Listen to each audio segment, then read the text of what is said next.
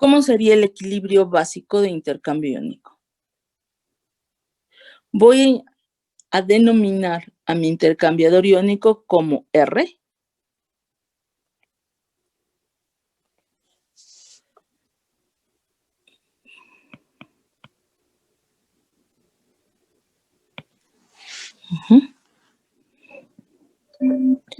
Entonces, podría decir H más, como el catión que voy a intercambiar inicialmente en la resina, más un catión que esté en el medio, que va a estar en equilibrio con H más en la disolución, voy a poner como acuoso, más M, que ahora va a estar en la resina. Esto me está representando que los protones que están en la resina se van a ir al medio acuoso o al líquido donde estoy llevando a cabo el intercambio, y el catión que esté en ese medio va a pasar a la resina.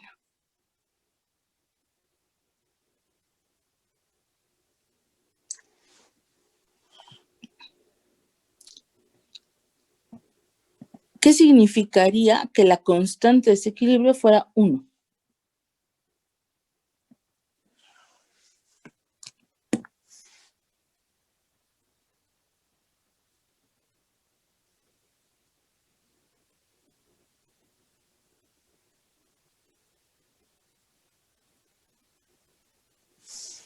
Aquí describen la relación de la conversión de la resina, de los hidrógenos de la resina de los metales que se captan en la resina.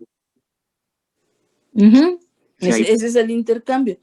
Tú tienes en la resina un protón y lo vas a cambiar por un catión que esté en el medio. Sí, entonces si es 1, significa que el intercambio es igual, es 1 a 1, podría decir.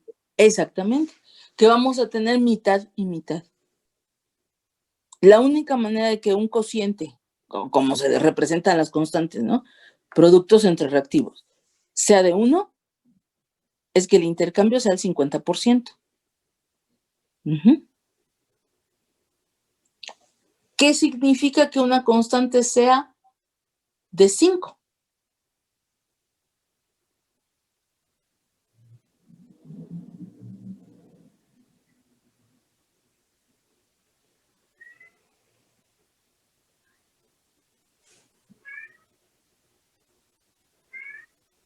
O de 10, que sea el máximo.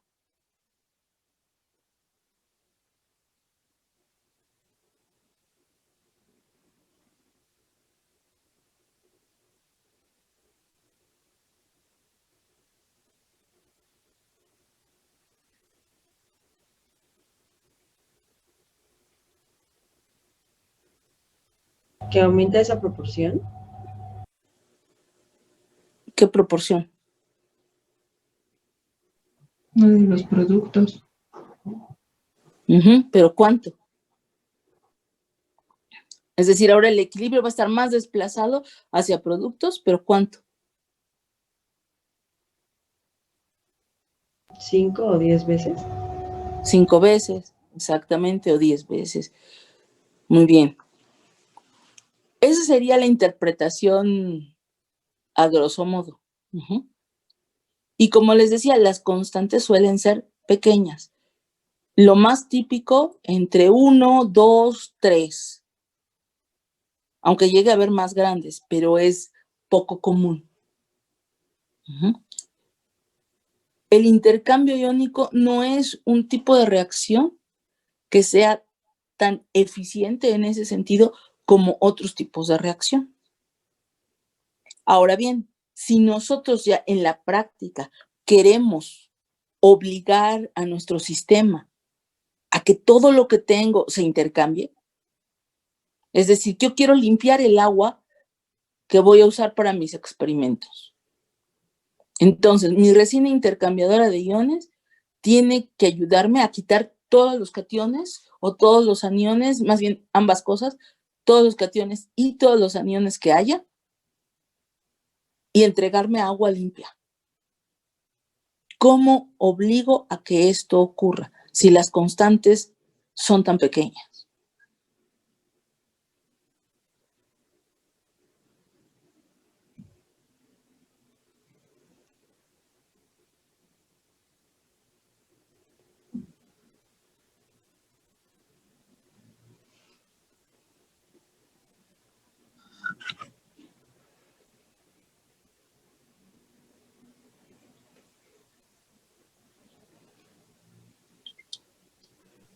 Ajustando la concentración inicial de agua. A ver, piensa lo que acabas de decir. ¿Cómo ajusto la concentración del agua? Si el agua es el medio en el que van las impurezas y es lo que quiero purificar, ¿cómo le ajusto la concentración al agua?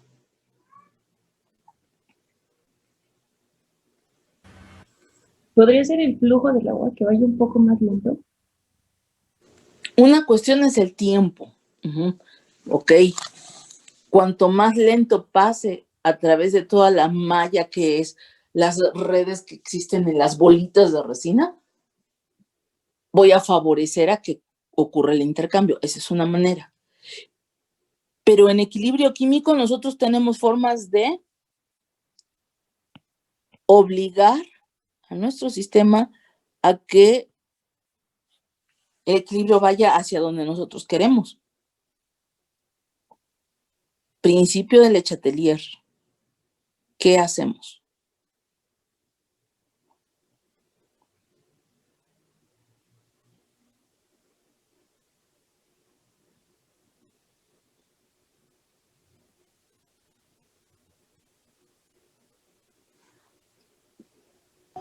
Disminuir la concentración del...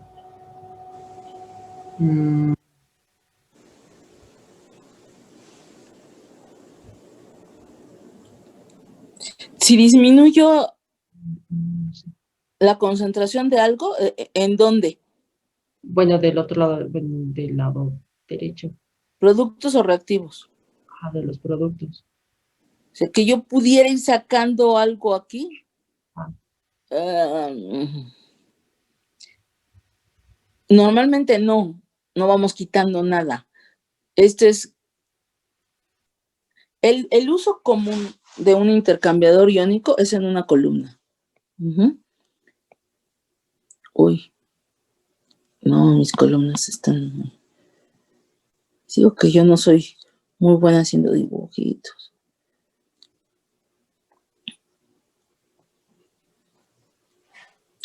Pensemos esto como una columna de vidrio grandota o un cartucho, que es un tipo de columna cerrada de plástico, donde tengo un relleno que va a ser mi resina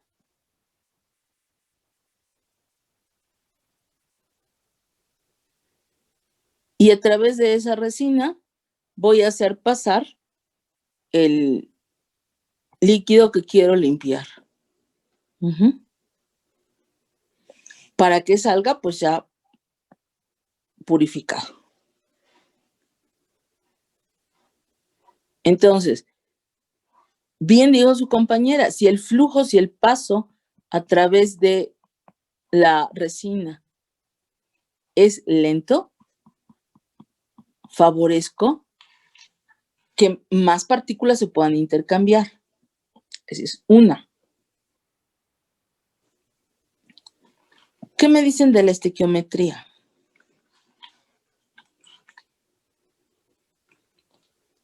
Aquí, por ejemplo, yo puse M+.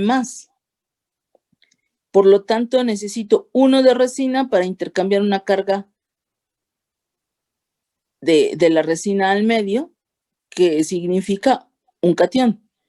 Pero si el catión que quiero intercambiar fuera un M2+, ¿cómo logro neutralizar esas dos cargas? Poniendo más resina. Necesitaría el doble de resina, ¿no? 2 de resina por una de catión. Y así, según el tamaño de la carga de los cationes que quiero intercambiar. Pero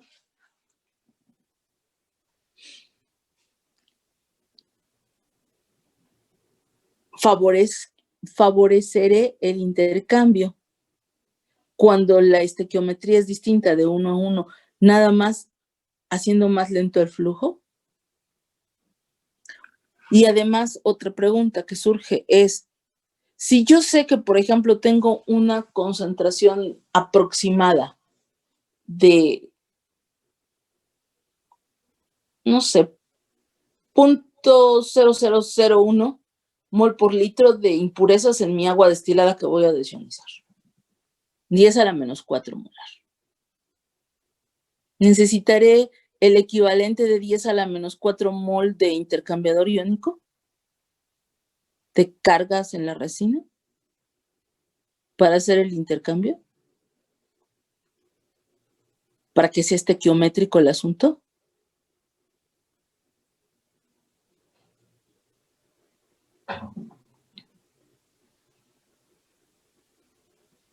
Porque si es así, pues qué chiste tendría poner tanto intercambiador en la columna. Si lo que debo hacer es colocar cantidades estequiométricas. ¿Por qué creen que se pone tanto en proporción a la cantidad de iones que voy a atrapar?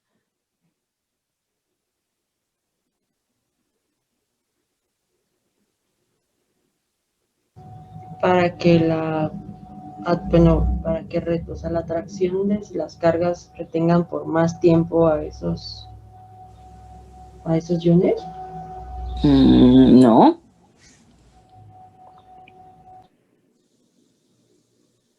Y para que sea más rápida la reacción, a lo mejor.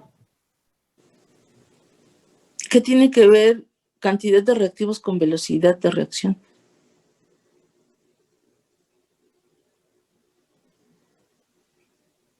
No. Para desplazar más el equilibrio hacia productos y Pues no para que dure sí, más la resina. es para desplazar el equilibrio. Justamente les dije, ¿qué hacemos para favorecer el intercambio? Pues si nosotros incrementamos la cantidad de resina, si la ponemos en exceso y un exceso considerable, estamos desplazando el equilibrio a la derecha.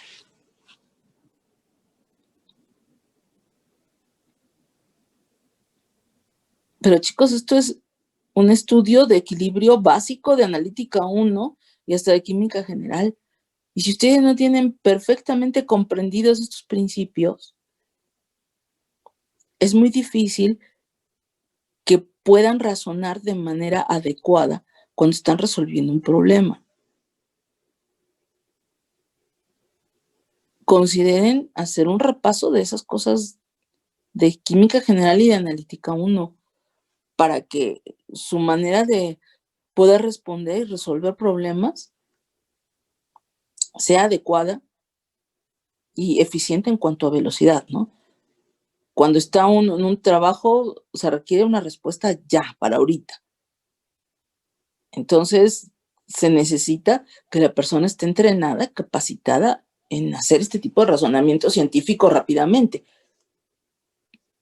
Si no, pues es muy difícil que pueda ser adecuado en el trabajo que requiera realizar. Uh-huh. Yo sé que la mayor parte de los trabajos son muy rutinarios y no tienen esa exigencia, pero si ustedes pretenden, uno, no quedarse como técnicos por ahí en algún laboratorio de análisis, sino ser el jefe del laboratorio. Si pretenden hacer un trabajo de investigación científica algún día, seguirse formando como investigadores, o si quieren trabajar por su cuenta desarrollando cosas, tienen que entrenar ese tipo de pensamiento, que sea fluido en ustedes, que sea rápida ese razonamiento. Si no, pues no veo cómo. lo puedan lograr. Bueno, entonces vamos. Necesitamos colocar un montón de resina para hacer un intercambio de iones que sean en pequeña proporción comparado con la cantidad de resina. Por eso a los equipos de desionización de agua se les alimenta con agua destilada, no con agua de la llave. Hay algunos cartuchos hoy día que venden para que el equipo sea conectado directamente al agua de la llave, pero tiene que ser agua potable de buena calidad. Tampoco puede ser cualquier agua.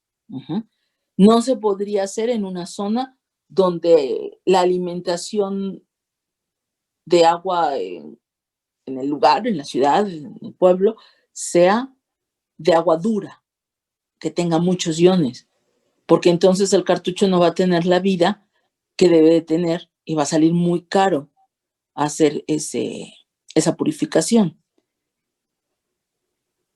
Cuando se compra un equipo para desionizar agua, hay que ver cuál es el costo de los cartuchos, cuál es la vida media de duración que tienen y si el presupuesto da para estárselo cambiando de manera habitual cada que se requiera, porque a veces los vendedores son muy como pues mañosos, digamos, diciendo todas las características buenas de su equipo que quieren colocar en venta, pero se guardan los costos, los tiempos, etcétera. Y si uno no averigua, puede cometer un grave error comprando algo que no va a poder mantener.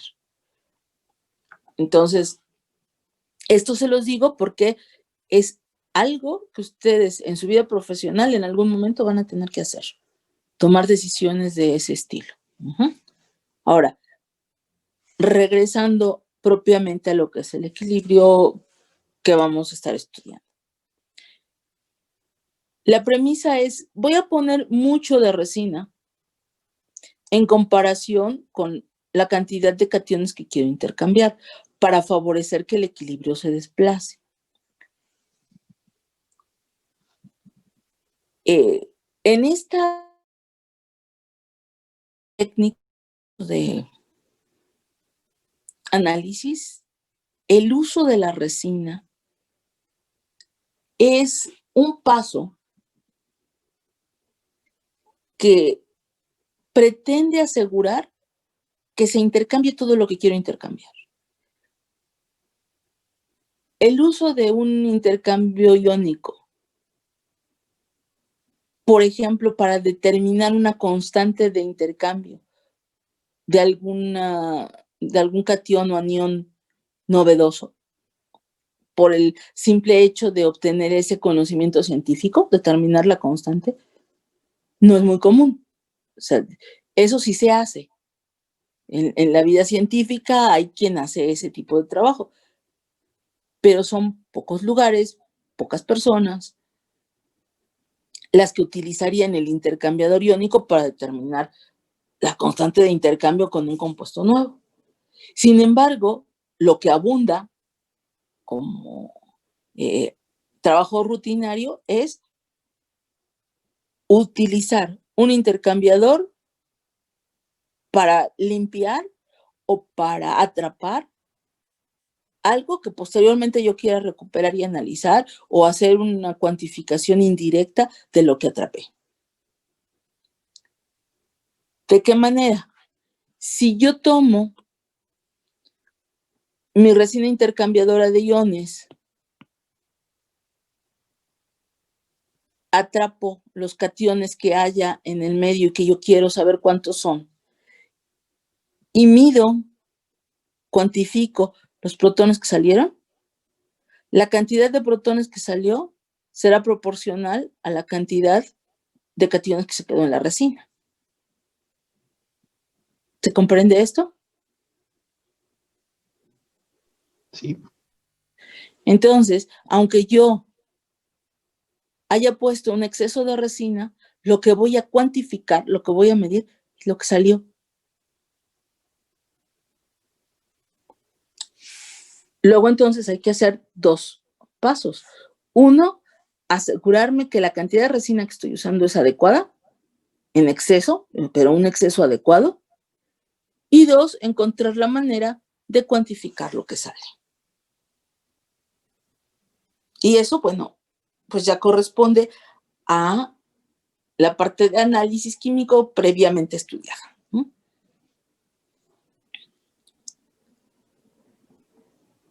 Si no fuera protones lo que hay en la resina, sino otro ion, pues también podríamos hacer el análisis. Solo hay que buscar cómo. Pero bueno, a estas alturas ustedes ya tienen un amplio panorama de cómo medir N cosas. Ok, ¿preguntas hasta aquí?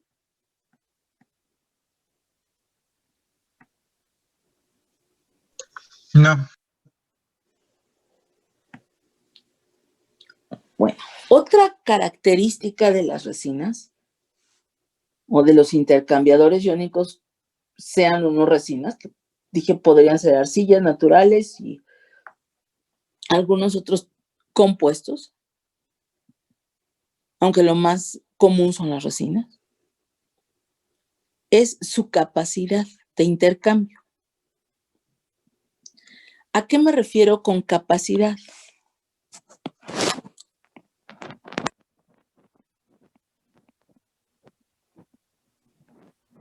Está dada la capacidad de intercambio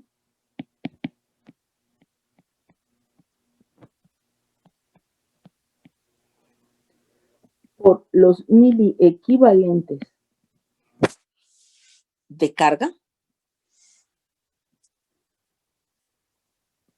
que puedo intercambiar por gramo de resina. Y se puede medir para resina seca o para resina húmeda. Son las dos maneras en que se puede informar. Puede ser resina seca o miliequivalentes por gramo de resina húmeda.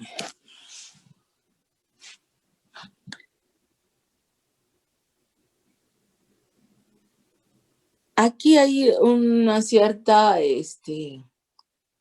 pues discrepancia de criterios entre autores por lo siguiente. Si nosotros pesamos la resina seca,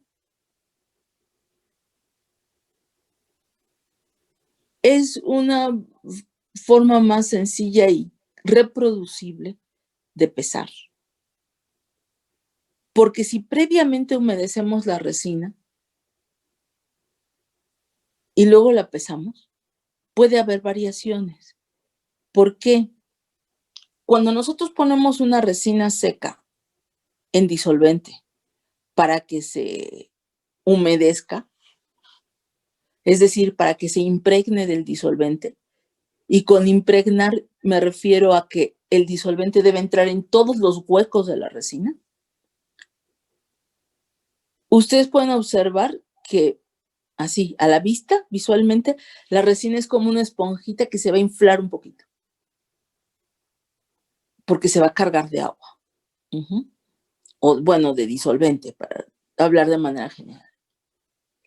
Pero si yo no permito que se cargue todo lo que se puede cargar, si me impaciento y quiero trabajar con ella antes de que esté completamente saturada, cuando peso o lo que pese va a ser diferente a lo que en cuestión de equivalentes va a ser diferente a lo que podría pesar de manera reproducible o repetible si es resina seca. Por otro lado, cuando voy a tomar mi resina húmeda, ¿qué tanto se escurra o qué tanto exceso de líquido lleve a la hora de pesar? Puede variar.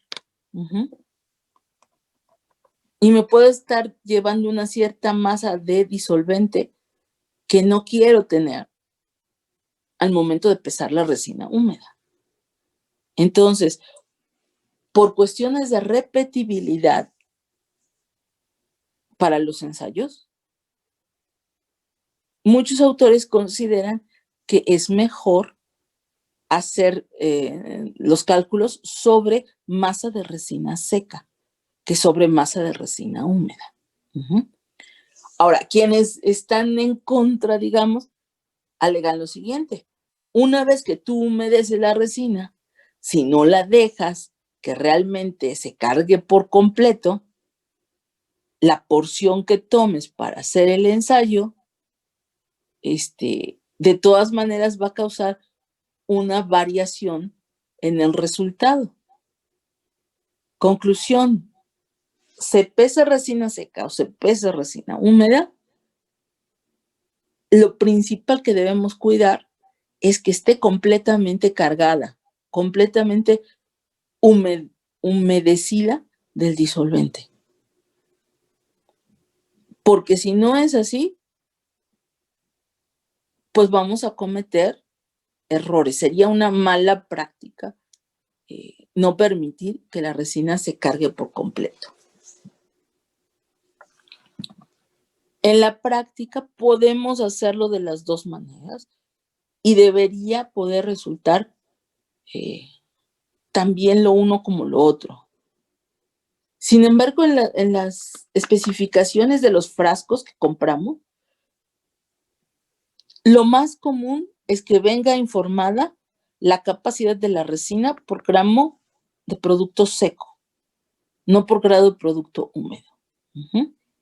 Porque también para el fabricante es más sencillo, digamos, pesar la resina seca, dejarla que se humedezca una vez pesada, todo el tiempo necesario para que quede completamente cargada y después realizar su ensayo de capacidad.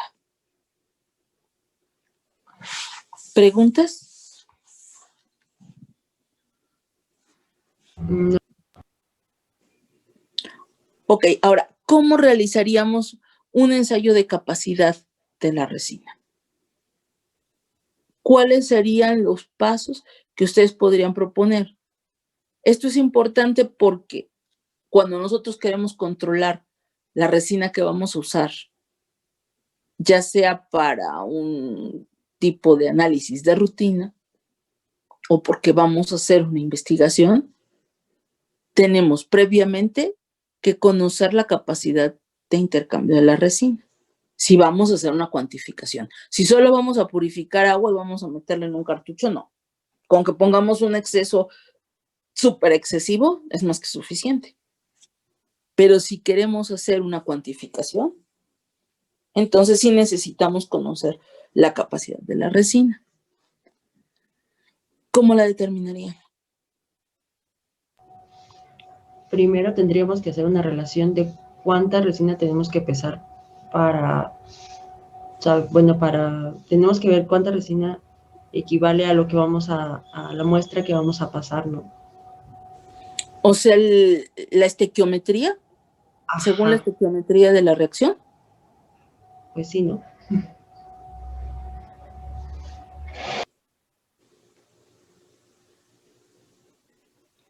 Ok, la estequiometría de la reacción la tenemos que conocer. Pero no vamos a tomar la cantidad de resina equivalente a la cantidad de analito que pudiera tener. Porque ya dijimos que esto funciona cuando yo pongo un exceso de resina respecto al analito.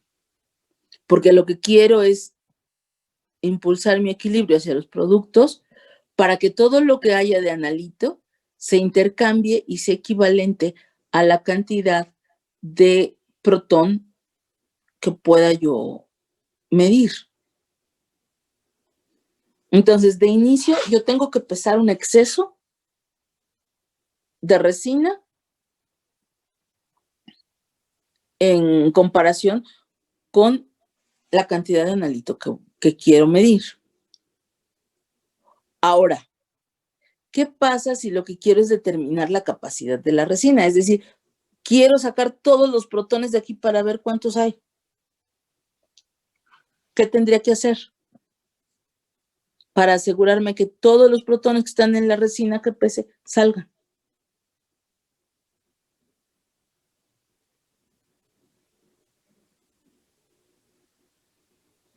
Tengo que pensar con el mismo fundamento.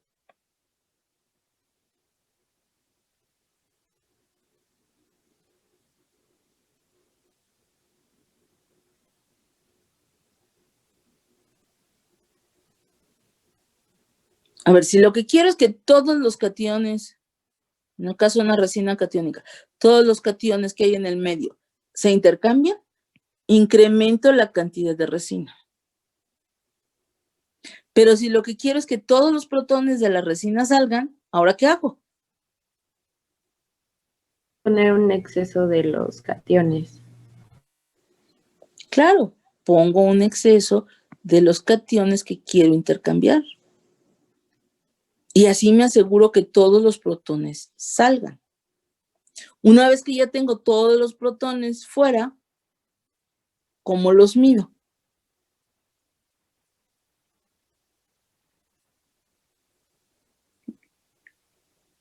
¿Qué maneras conocen ustedes de medir acidez? ¿Titulación? Pues una titulación, simplemente una valoración ácido-base y ya la hicimos. Uh-huh.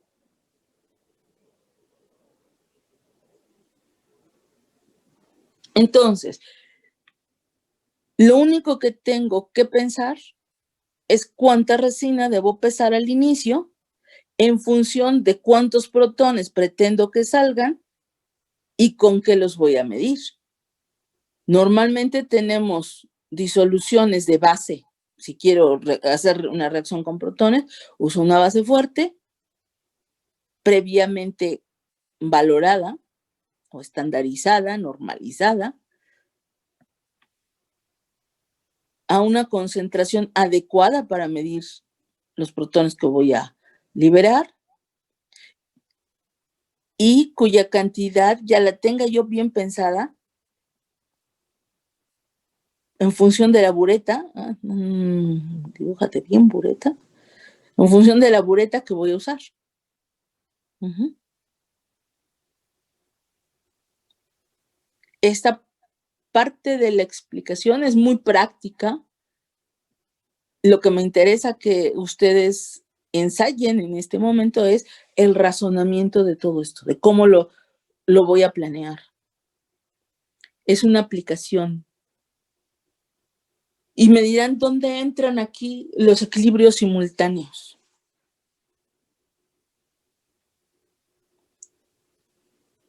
¿Dónde creen ustedes que entran los equilibrios simultáneos? Dentro de la columna con la resina y el catión.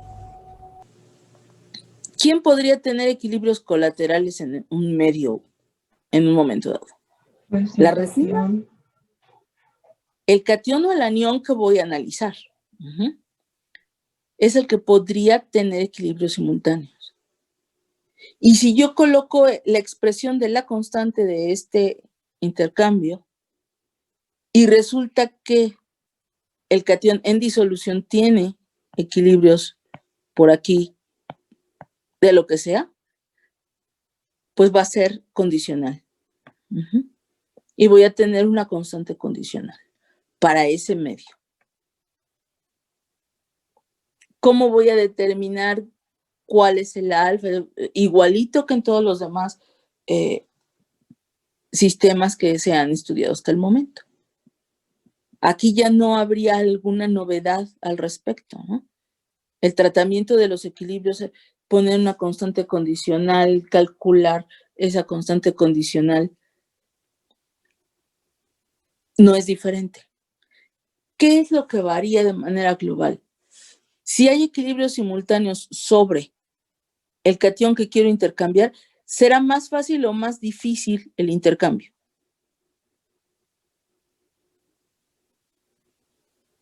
Más difícil porque tendríamos que considerar también los equilibrios simultáneos.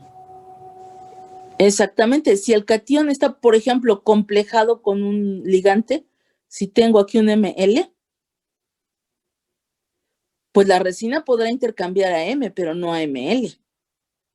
Entonces, eso hace que el equilibrio se desplace a la izquierda y la constante del equilibrio que va hacia la derecha va a disminuir.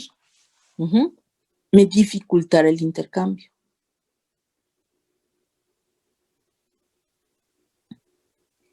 Entonces, es algo que tendríamos que considerar en un momento dado cuando estemos utilizando un intercambiador iónico para estudiar alguna especie que esté en un cierto medio donde puedan ocurrir equilibrios simultáneos. Pero eso, como les digo, es algo que no es del trabajo cotidiano, típico. Sí se da en la investigación, eso sí. Pero si se llegan a dedicar a la investigación, bueno, ya verán el pequeño detalle de hacer el cálculo correspondiente a una constante condicional en tal medio, ¿no? Incluso a veces la variación en la constante nos permite inferir qué está pasando en el medio. Pero ya son así como aplicaciones más finas. Y ustedes ya conocen cómo hacer el cálculo y la expresión de un alfa de, por ejemplo, M, que podría ser combinada en función de protones, en función de X, en función de L y de lo que sea, ¿no? Son una condicionalidad por un equilibrio simultáneo o por más. El principio es el mismo. Ok, entonces, bueno, no sé si quieren preguntar algo antes de que siga.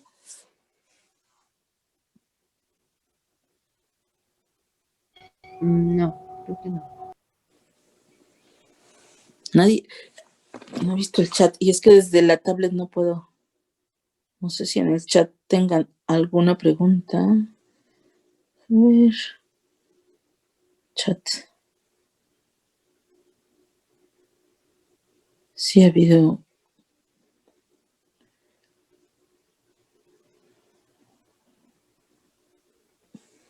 Alguien preguntó, Jorge preguntaste si se puede usar para cuantificar moléculas como ácidos grasos con una extracción en mente. O sea, primero realizar una extracción y después algo así.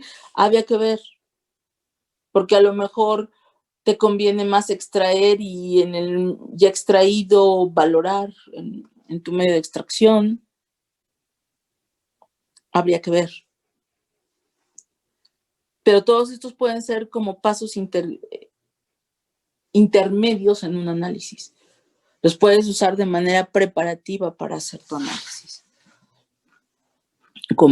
Ya como paso final, ¿no? Una cuantificación, ya sea por análisis clásico, que son valoraciones, o bien análisis instrumental.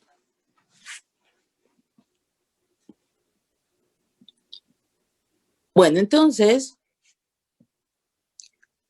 el procedimiento sería pesar una cierta cantidad de resina, que bien puede ser 1 gramo o puede ser menos, porque eso va a depender de la concentración de base fuerte que tenga para hacer la valoración de los protones que salgan y del tamaño de la bureta que tenga y el volumen, ya saben, a las 3/4 partes de la bureta que me quiero gastar. Entonces, son las cosas que tengo que tomar en cuenta para poder planear cuánta resina seca voy a pesar. O si decido que voy a pesar resina húmeda, ¿cómo lo voy a hacer? ¿Cuánto tiempo voy a dejar hidratándose la resina? Lo que se recomienda es que cuando menos sean 24 horas. De un día para otro se coloca la resina en un exceso de agua, se agita lentamente de vez en cuando. Son muy delicadas, las resinas es como un vidrio, tiene esa consistencia y hasta Claro que son bolitas, pero cuando tenemos una resina más grande, una fracción de resina grande, si nosotros la golpeamos, suena un poquito como vidrio, ¿no? Es algo que se quiebra. Entonces, si nosotros agitamos fuertemente la resina, lo que vamos a hacer es partir las bolitas. Y si las fragmentamos, la dinámica de lo que ocurre en la columna cambia, porque todo esto ya está pensado para que la forma de la resina, que es en bolita, deje ciertos huecos entre ellas para que el líquido se mueva a través de. Y si se fragmentan, se pulverizan casi, los espacios que quedan entre las partículas también se modifican. Toda la dinámica del flujo va a cambiar, porque además se fragmentan no a partículas del mismo tamaño, sino ahí al azar, ¿no? Y ya hay cosas que para el trabajo de rutina a lo mejor no son muy importantes, pero para un trabajo de investigación sí son factores que pueden influir. Entonces hay que tratar a las resinas con amor, ¿no? Con cuidado. La agitación debe ser siempre constante, pero suave. Y de preferencia mover el recipiente, no meterle una mosca que esté ahí girando, porque es una cosa que hace mucha gente. Le dicen, tienes que agitar durante 24 horas de vez en cuando. Dicen, le pongo una mosca, prendo el agitador y me voy a comer, ¿no? Pero el poner una mosca que va a estar ahí brincoteando porque las mismas partículas le impiden moverse libremente, va a romper la resina y de manera totalmente aleatoria. Entonces eso no es adecuado.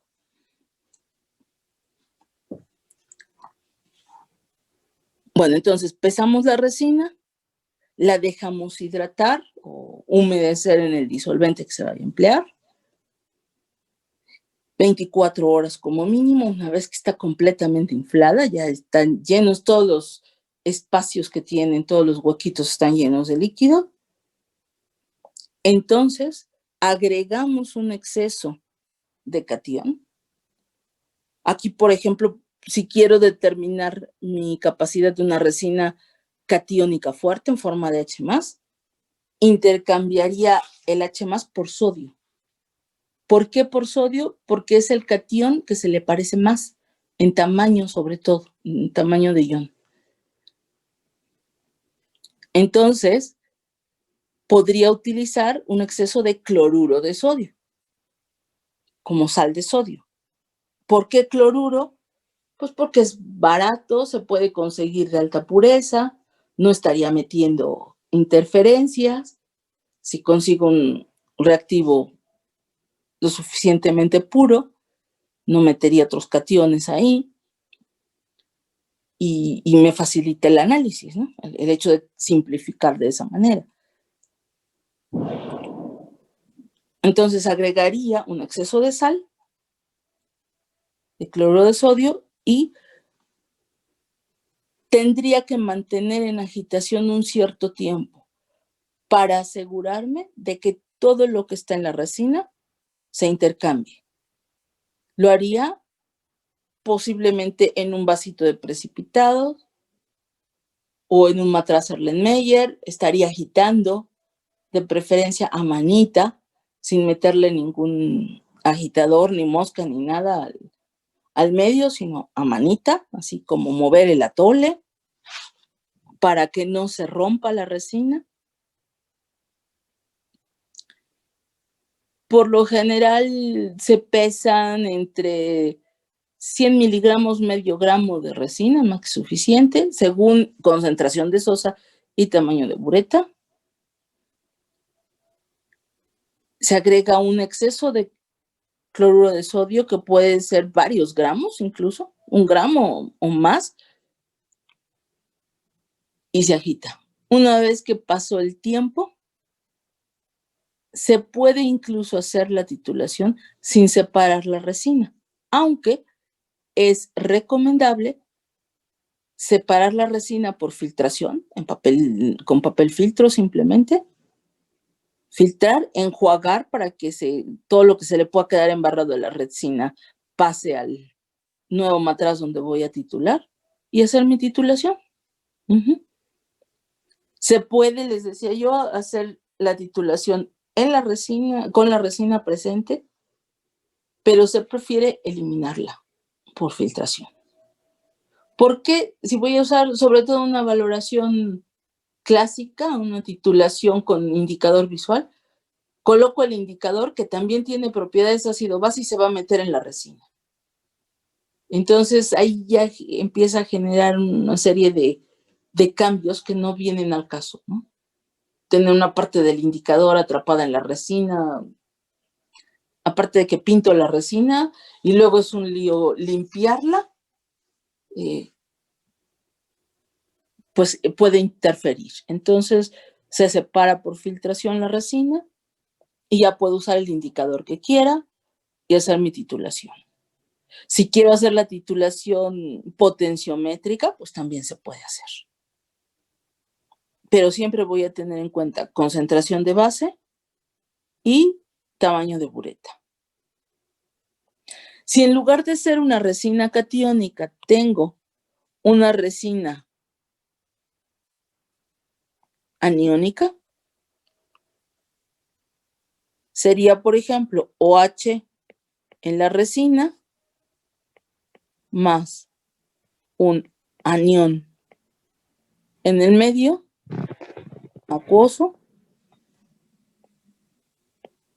en equilibrio con el anión en la resina más el OH acuoso. Y si quiero determinar la capacidad de esta resina, tendría que hacer lo mismo, pesar mi cantidad de resina seca, dejarla hidratar o humedecer en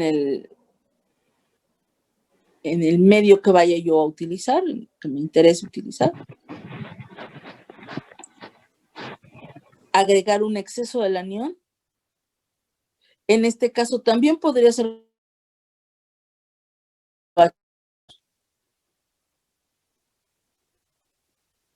o si no es cloro puede ser flúor, podrían ser fluoruros. No se recomienda mucho otros aniones.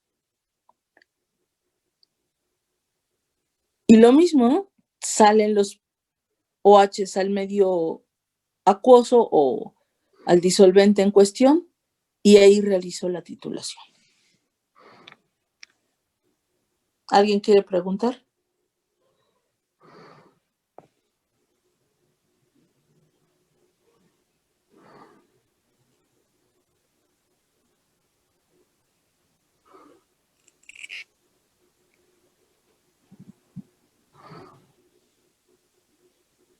¿Preguntas?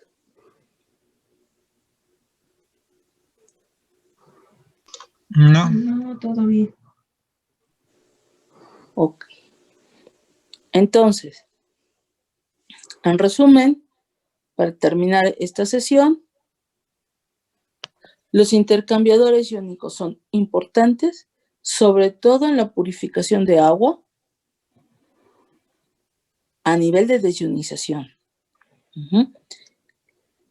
Hay otros intercambiadores que no se usan para esto, otro tipo de intercambios que tienen otras aplicaciones y vamos a revisar algunos la próxima sesión, porque también son importantes, sobre todo en investigación. Pero de las resinas intercambiadoras, lo más importante es saber determinar su capacidad, porque nos permite hacer cálculos para ver cuánto necesitamos, sobre todo para equilibrios muy específicos de determinación de constantes, de un intercambio previo a un análisis para investigación, no tanto para purificación de agua. Y bueno, es algo que antes se hacía incluso en Analítica 1, como una de las prácticas, pero quitaron el tema de Analítica 1 y pues como no se deben ir de la facultad sin aprender esto, ahora está de alguna manera metido aquí. Si no tienen preguntas respecto a esto, les voy a dejar la próxima vez un ejercicio. Ahorita no les voy a dejar el ejercicio porque todavía me faltan tareas de la anterior. No todo el mundo mandó corrección y creo que la gran mayoría de ustedes necesitaba corregir algo. Entonces he recibido relativamente pocas.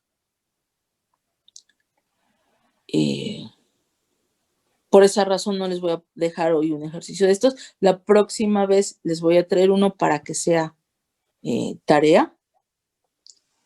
Y vamos a ver aplicaciones de este tipo de técnicas, por ejemplo, para aislar ácidos nucleicos, para aislar anticuerpos o antígenos o otro tipo de aplicaciones.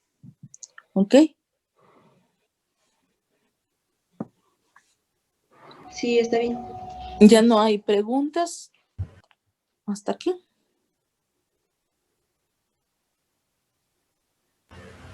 No, todavía. No. Bueno, pues entonces, por favor, los que falten de mandar la tarea, mándenla ya.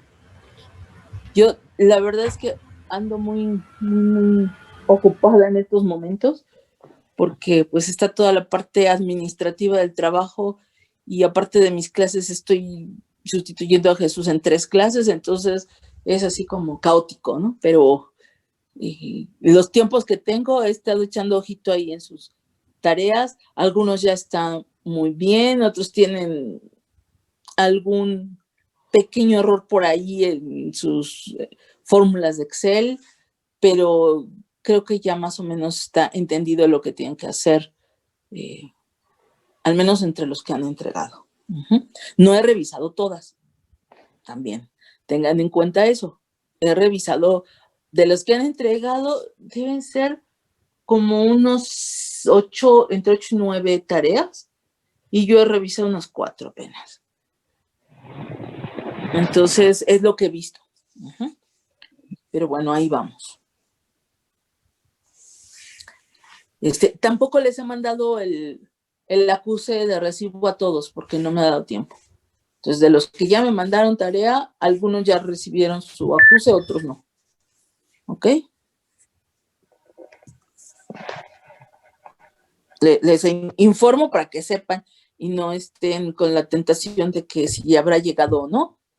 Si ya le enviaron, yo a ver si hoy en la tarde, más tardecito, tengo chance de mandar algunos acuses para que vayan sabiendo que ya está en mi buzón su tarea. ¿Ok? Sí, gracias, profesora. Bueno, pues eso es todo por hoy. Cuídense. Igual Estudien y pues nos vemos. Gracias. Gracias, igualmente. Gracias. Hasta luego. De nada, hasta luego. Bye. Hasta luego, profesora. Bye. Hasta luego. Chao.